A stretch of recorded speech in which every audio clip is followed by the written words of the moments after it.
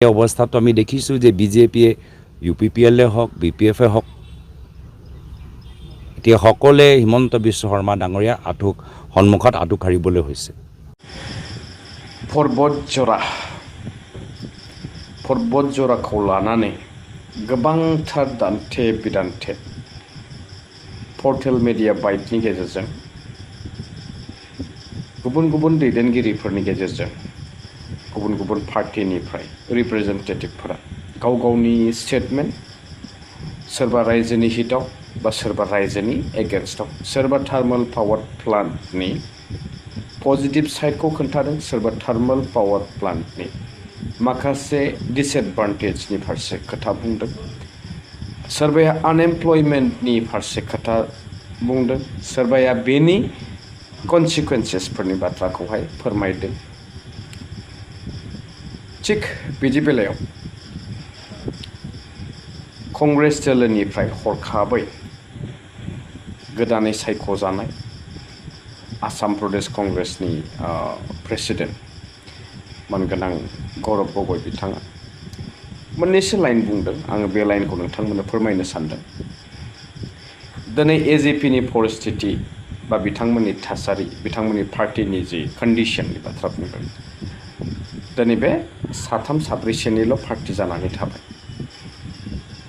बिथाङा बुंदों दिनै BPF होन UPPL होन बा अन्य माने बेलेग जुदि पार्टि दंबावोबा रिजनेल पार्टि हिसाबै बिथांमोना बयबो हेमन्त जोंहा मानव गेदेर CM बिथांनि सेरावहाय हान्थु खरायनानै गावनि सार्भाइभेलनि थाखाय आखाइ फोलावहैनांगौ जादों।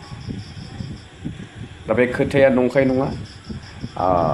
जों जुदि निजेनि फारसे फोथायनाय स्टेन्ड खालामनो रोङाब्ला देन जोंनो जेब्लायबो लिन खालामनो थाखाय सापर्ट नांगोन ना होलिननो थाखाय जेब्लायबो आं जेरैहाय होलिनदों बेबायदि सापर्टखौ नांबाय थागोन। देट मिन्स बे सापर्टआ गैयाब्लानो आंबो गैया। दा बे खोथायाव आङो मोनसे पइन्टखौ हमदांना मोनदों। दिनैसिम अलमस्ट इलेक्शननि जि डेट काउन्सिल इलेक्शन जों बुंजायो नियर अबाउट 2 months बा बेनिफ्रायबो खमसिन बा बांसिन बाट 2 months बा 3 monthsनि गेजेरावनो बे रिजाल्टआ फैनो थांगासिनो दं। स' थिग बेबायदिनो जुदि जोङो नोजोर होनानै नायोब्ला दिनैसिम जोंनि परिबर्तननि CM मानव गेदेर बिथां प्रमद बर'आ दासिमबो खर' गंलायनानै हान्थु खरायनानै जेरैखि हाया माने नाजानायखौ गाराखै जे BJPआ बिथांजों दङ बिथांनि सापर्टआवनो दङ आसायावनो दङ। दासिमबो बे खोथाखौ बिथाङा स्पष्ट खालामनो हायाखै जे दिनै बे खोथाजों जोङो रोखा जाना फैदों जे UPPLआ थारैनो हारसिङै स्टेन्ड लानो हामारां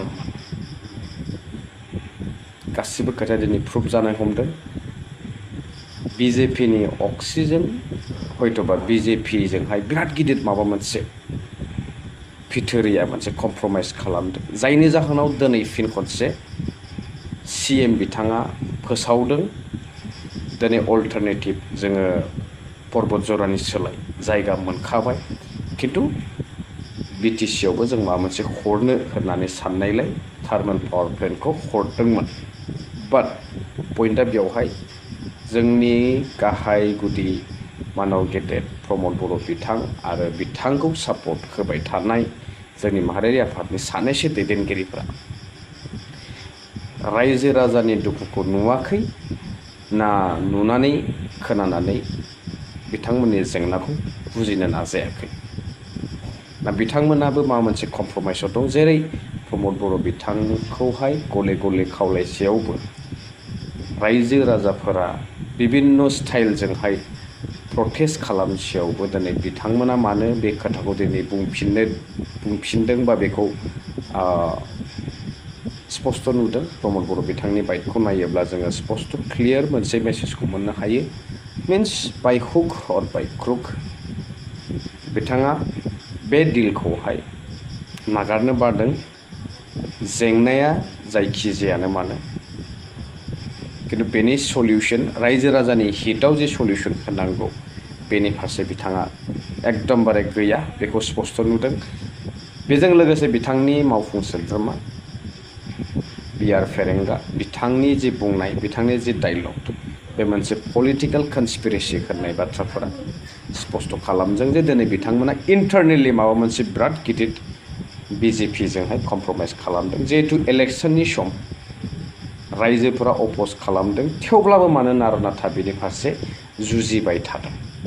बे मोनसे बिराद गिदिर कुइसन मार्क जानानै थाबाय। नोंथांमोननाव सोंहरबाय बेनि फिननायखौहाय आंनो हरगोन होननानै आं आसा खालामबाय। आरो गोबां खोथा बुंनो दंबावोमोन।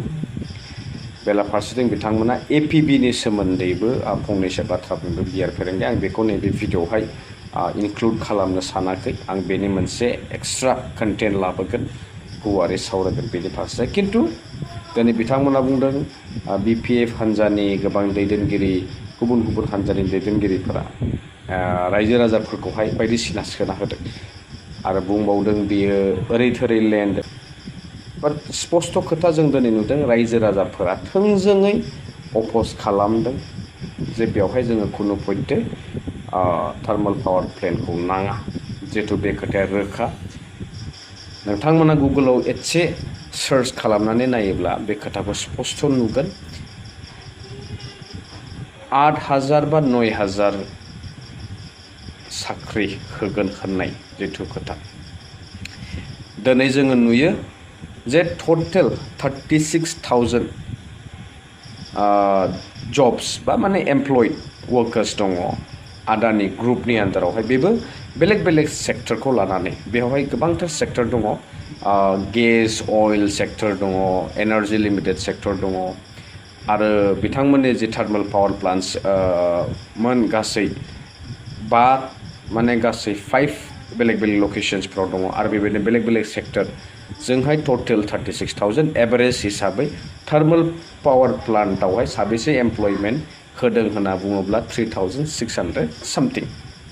बे दा बेवहाय अनलि 1 थार्मेल पावार प्लान्ट जितु गायसननो नागिरदोंमोन बेवहाय 8,000 to 9,000 जब्स होगोन होनना बुंनाय माने एमप्लयड जानो हागोन होनना बुंनाय बाथ्राया टटेलि प्रुभेन टु बि फेक। माने बेयो मोनसे पलिटिकल डायलगसो जे बिथांमोना बेलेगखौहाय एलिगेसन होदों जे पलिटिकल प्रपेगेन्डा सालायदों होननानै। खिन्थु बिथांमोनासो दिनै रायजो राजाफोरनि सिम्पेथिखौ मोननो थाखाय पजिटिभ रिजाल्ट मोनगोन होनना सानदोंमोन। खिन्थु गासिबो एक्सनानो बिथांमोननि अपोजिट रिएक्सनखौ नुदों। दा बिथांमोना गावसोरनि स्टेटमेन्ट होनायखौहाय लाफिननो लाजिदों। बेनिखायनो थोंजोङै माहारियारि आफादनि सहाय बा हेफाजाबखौ नागिरदों। बेवबो जोङो माहारियारि आफादनि बुंनाय स्टेटमेन्टखौ नायनानै क्लियार काट मोनसे मेसेजखौ मोननो हायो जे बिथांमोना रायजोनि हिताव मावगोन होनना बुंदों। बेवहायबो डेभेलपमेन्टखौबो जोङो नागारनो हाया होनना बुंदों। गोनो गोथो गोबां जोङो नुनो मोनदों। स' बे टटेलि डिपेन्ड खालामगोन रायजो राजाफ्रा मा सानो। नोंथांमोननि कमेन्ट्सआ जोबोद गोनांथि नैबे बिथिङावहाय। स' आसा खालामदों नोंथांमोना बेनि फारसे कमेन्ट्स हरनानै फोरमायहरगोन। आङो नेक्स्ट भिडिअ'आवहाय आरोबाव मोजां क्लियारिफिकेसन नोंथांमोननि सेरावहाय लाबोनो नाजाबावगोन। स' लोगो मोनसिगोन नेक्स्ट भिडिअ। टिल देन स्टे टिउन। बाय बाय।